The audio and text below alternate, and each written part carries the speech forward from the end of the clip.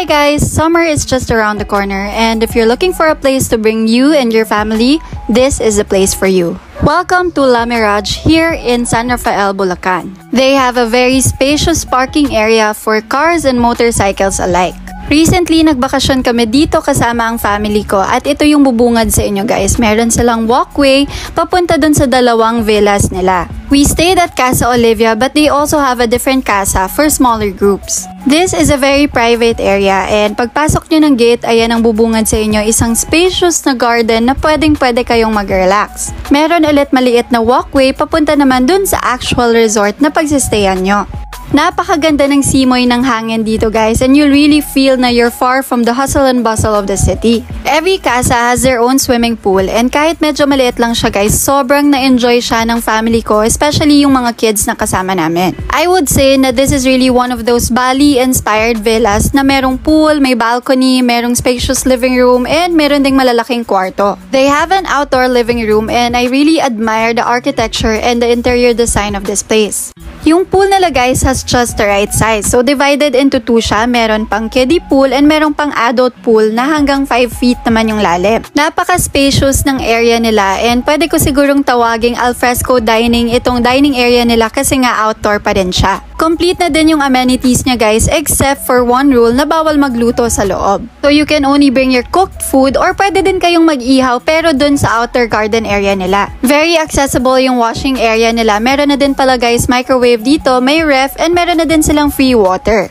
They have a total of 3 bathrooms and this is the design of one of the bathrooms. Kita nyo naman guys, sobrang elegant nung style niya and the lighting, the mirror, everything, sobrang ganda niya. Mafe-feel mo talaga na parang you are on a luxurious vacation. So again, this is their dining area and makikita nyo guys, sobrang Instagrammable ng lahat ng spots dito sa resort na to. Now, we're on to the rooms and they have a total of 3 rooms for the group. Alam ko, as much as possible, they only want 14 persons to stay in this villa. Pero the bed capacity can accommodate up to 18 persons talaga. They have a total of 4 double beds in the 2 rooms, kaya naman kasya up to 8 persons talaga para dun sa dalawang kwarto. Napaka-comfortable ng rooms nila guys kasi meron ng malalambot na pillows, malambot na bed, may comforter, may cabinet, at syempre may malamig na aircon. Dito sa likod, they also have a shower area plus yung isang bathroom dun sa dulo. So that's the tour of the 2 rooms guys. Ito naman yung master's bedroom nila. Ito talaga sobrang ganda, para siyang honeymoon suite na nakapagbakasyon ka na sa resort sa dagat. Ganon yung feeling kapag nandito ka. The room is very spacious and meron siyang queen size bed which can accommodate 2 persons naman. I loved how they set up the mirror and yung pag-open mo ng door and window nila, makikita mo yung pool, so sobrang relaxing talaga.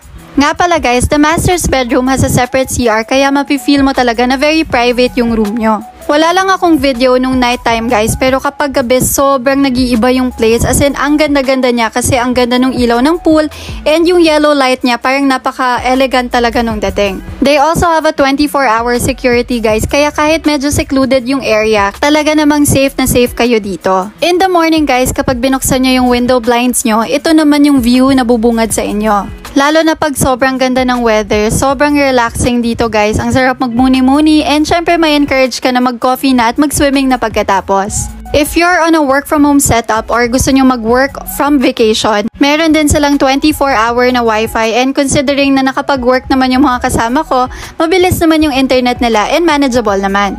Syempre, hindi natin palalagpasan yung time na makapag-swimming sa napakagandang pool nila. Pagpasensyahan nyo na ako guys, ganito talaga ako kapag nakakita ng magandang mirror. Kaya nag-outfit check muna ako at nag-take ng photos before mag-swimming sa pool. This is already my second time na makapag-stay dito sa La Mirage. Kita nyo naman guys, sobrang ganda talaga ng place. Kaya naman nung nagyaya si mama at sabi niya gusto niya daw magbakasyon, dito ko talaga siya dinala. Itong resort na to talaga guys, I would rate them 10 over 10. From service to amenities, wala akong masabi. As in lahat ng request mo, pagbibigyan nila. Pero syempre, hindi dapat natin inaabuso. So if you want to book your stay with them, meron silang dalawang casa, yung Casa Olivia and the other casa can house up to 12 persons. Pwedeng-pwede nyo silang i-message sa Facebook at sa Instagram. Marami pa kaming nagawa dito guys, pero next time ko na yun ipapakita sa inyo. For now, thank you for watching and see you on my next video!